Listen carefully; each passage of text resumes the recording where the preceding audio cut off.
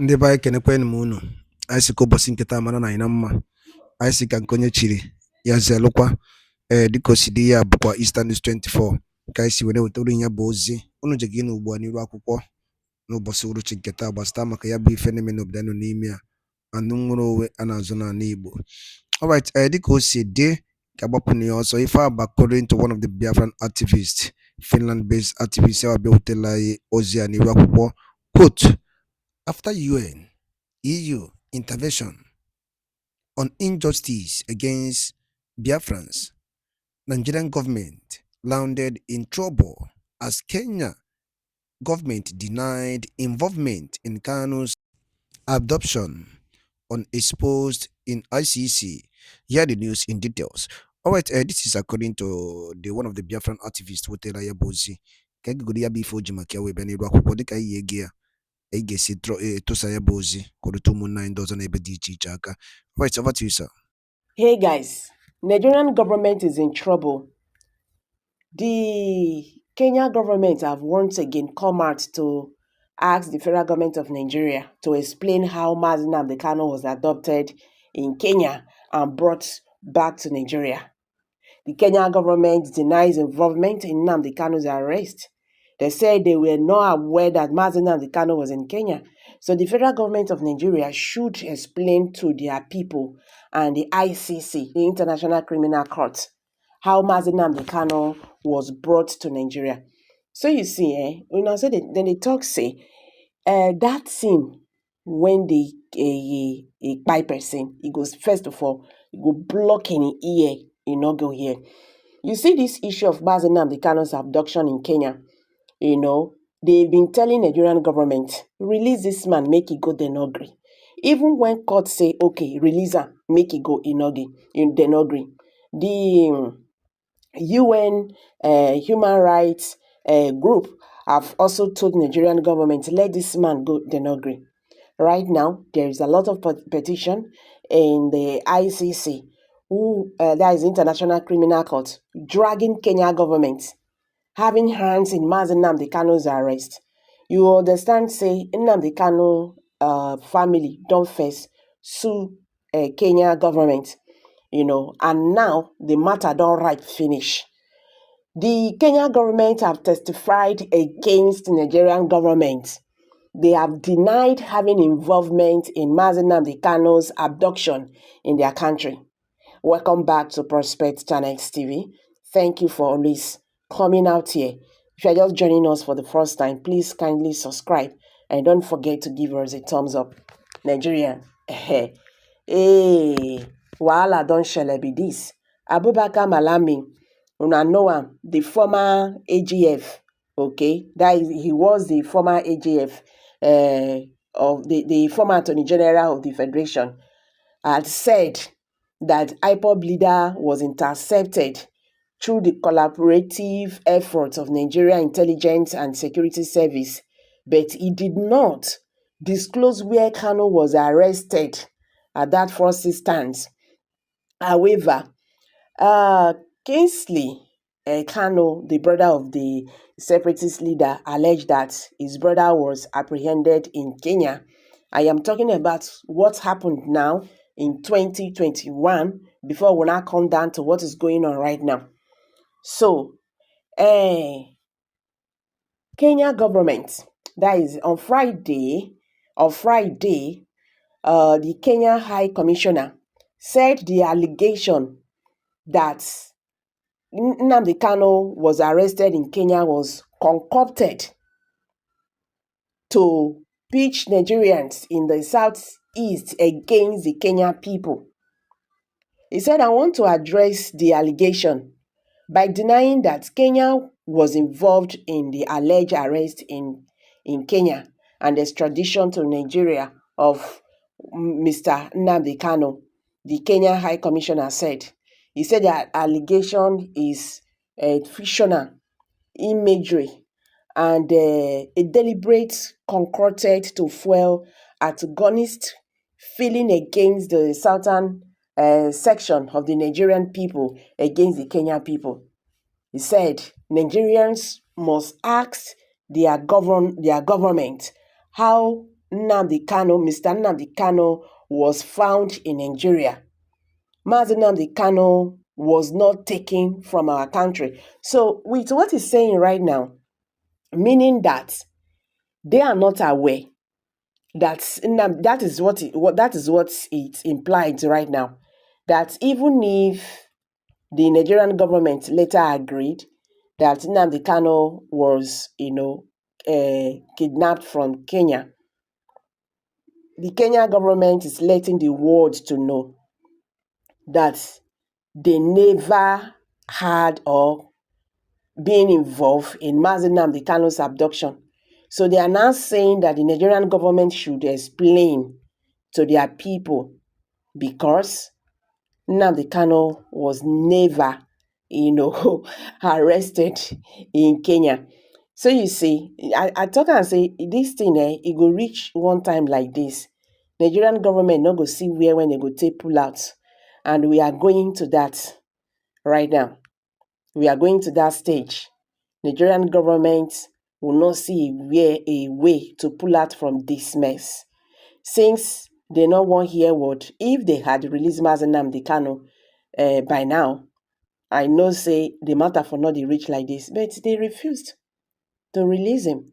So see what is happening right now. Anyway, let's see how things unfold in future. But I'm telling you, this is not a good news for Nigerian government at all. This is not a good news. Okay? They are being indicted in an international community.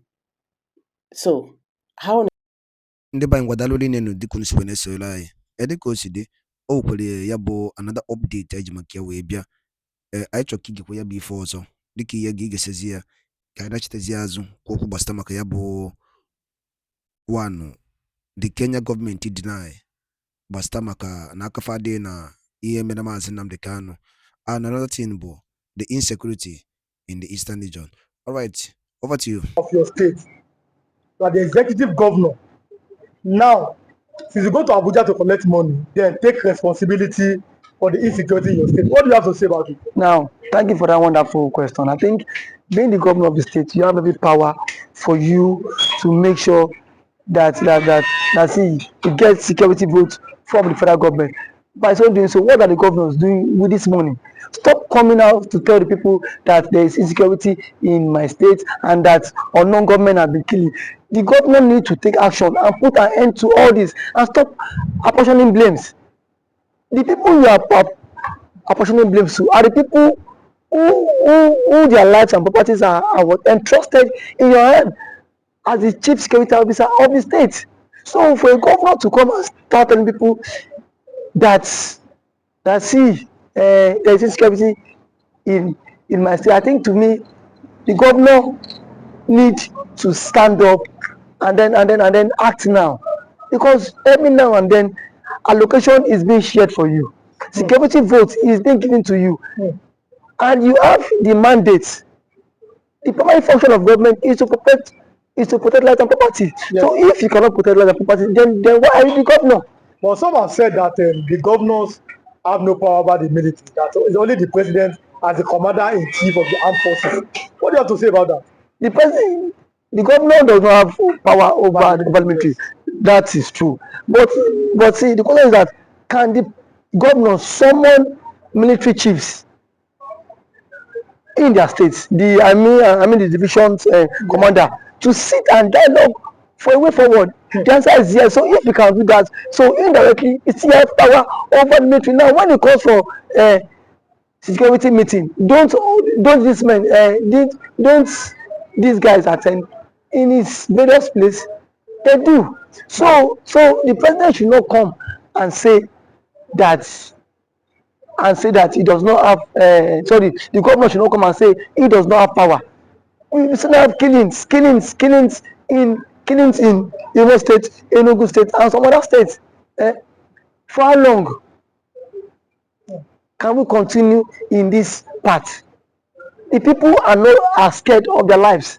The people cannot even access government, access those who they claim to be what? Electorate. We cannot access people that give us the mandate. So how long can they continue like this? So I think the government of these states on their own, they need to up their games. You must up your games as a governor if you don't want to be sacked come 2027. But there's always been this fear that the votes of Nigerians does not count, and that is why our elected officials are acting this way. That assuming our vote is counting, they will sit up knowing that if I don't perform, no second term for me. Do you agree with that statement? Our vote does not count. I cannot say if our vote count or not because I have not conducted any election. So what I'm to say is that people have lost confidence in the INEC. In the power. The reason why they've lost You've lost confidence because so many persons have seen the case of Hope Uzodinma when he but reason best the court knows why he had to give it to him. But someone who came forth in the election was uplifted and then he came forth. So the court cited some reasons which Hope Uzodinma became the governor. Reason best known to them. I am not in a position to speak for the court. But one thing is that INEC needs to be the trust of Nigerians again. You saw what happened in last election. As allegedly reports that result was changed in the RF quarter. So I don't know how true that allegation is, but see, it has been going viral. So these are things INEC need to repose that confidence in the average Nigerian. And for the governors too, how much is being given to you on a monthly basis? If you get money on a monthly basis, then why don't you make sure that these people who gave you the mandate to protect them, you can as well protect them too? Because the people cannot always be one-sided every time. The people need to benefit from dividends of democracy, and when they have to benefit from the dividends of democracy is by what? By inclusive governance. The people need to feel the government impact. Not every time you come on here and say on government has attacked the people, you come and start creating fear. These governments are even creating fear in the life of the ordinary man. We've seen the governor of Enugu State who has declared that Monday is no longer a sit-at-home in Enugu State. When people are saying that, you are saying that as the governor, can you come and secure our lives? I mean, the other people, because you see this sit-at-home every Monday. Some are doing it maybe out of respect for Kanu, but some are doing it out of fear. It is two ways. People are telling the governor, please find a way to secure our police cannot be everywhere. What do you think? Because sit at home every Monday, it might be affecting the economic activities in the southeast. What do you think that the governor can do, or the governors in the southeast can do? Thank you for that one. I think sit at home every Monday is a commensurate to honor the Mazi Nnamdi Kanu, who has been in incarceration for 4 years now and still counting. But what I want to say is that when there is a conflict in the land, the president himself needs to address this issue of Kanu. Let Kanu issue be settled out of court. If what Kanu is the son of the president, as a son, you can go, you can have a different view or different ideology and philosophy from what your father had.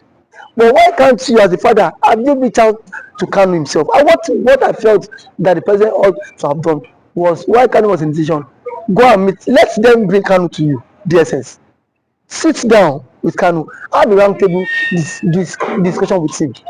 But do you think that's possible? Because we saw Buhari could not freedom. Buhari is different. See, so these are two different people. Yes. If you want the security apparatus cannot be everywhere, and these guys are what? Overstretched. Yes. These guys are also overstretched. So the president is the father of the nation. Yes.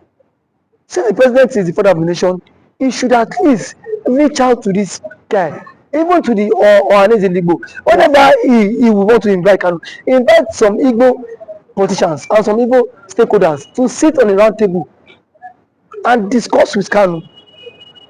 You have conditions, give him the conditions, send it to him, because you see, this is the only way this thing about marginalization can stop. And the truth of our matter is that the Igbos are heavily marginalized in the country, and that is what and that has breed a whole lot. But do you think that giving them an opportunity, or yes, that's an opportunity, or finding a way, a consensus in 1999, Nigeria had a consensus on making a Yoruba man a president. In 2007, Nigeria had another consensus to make another man to be president. Do you think that Nigeria finding a way or making a consensus to make an Igbo man the president is going to make that marginalization or the agitations go down in the south? Making an Igbo man be the president would at least work to some extent. It will help this issue of marginalization reduce a very long way, because if the Igbo man is the president, Peter Obi, you will not watch Peter Obi allowing Mazi Kanu to languish in detention, even if, because yes, that is his brother from his tribe. They are from same tribe. No, so why was Senegbo released? It was let's go. Yes. So to some extent, it will help a long way. And as an Igbo man, he will speak in the language that the Igbos. Now I am one of your sons. Yes. You don't have any right to agitate. Yes. So that will help them. It will go a very long way for them too. So I'm letting you go. I think we have like 1 minute. Okay. Now, Southeastern Governors Forum. What should be their next step? Southeastern Governors Forum should at least make moves to meet with the presidents. Yes. To put an end to all this. That is the only way. Because if there's no end to all this, all we hear is killing. And then we are not in support of all this killing. It is not good for the future of the country. It's not good for the future of the country. Okay, thanks for coming. Thank you for always having me. Ndị banyị ngwe kenekwe ni munu. Ọzọ dị ka ibia bụ ihe abụọ Eastern News 24 ka isi wene wetara ya bụ ozi unu nụrụ ugbu a n'iru akwụkwọ. Ekefu nwere ikwu gbasata maka ya bụ ife ndị a niile wetara unu. Drọpụrụ anyị fiche n'ụdị nke gị na Eastern News 24 ebe isi wene wetara ya bụ ozi dị oke mkpa. Mgbe nke mesịa na ụmụnne m.